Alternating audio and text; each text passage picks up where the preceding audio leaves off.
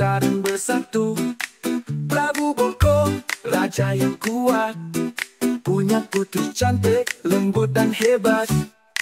Roro Jonggrang, putri jelita, pintar, berani dan juga setia. 1000 candi dalam satu malam, ceritanya ajaib penuh dengan salam. Banu Bondowoso datang berperang, kerajaan ayahnya jadi hilang. Ia jatuh cinta pada sang putri, tapi Roro Jonggrang belum mau jadi istri. Roro Jonggrang cerdik dan halus, minta syarat sulit, 1000 candi bagus.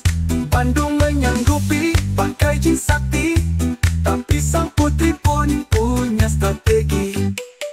Ia siasati malam jadi pagi, ayam berkokok, jin pun lari.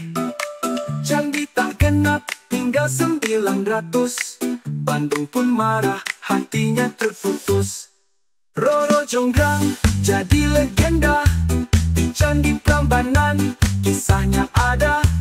Kini kita tahu kisah yang tua tentang cinta, siasat dan asa. Ayo anak-anak dengar cerita, belajar cerdik dan bijaksana. Dongeng Nusantara penuh warna, Roro Jonggrang kita bangga padanya.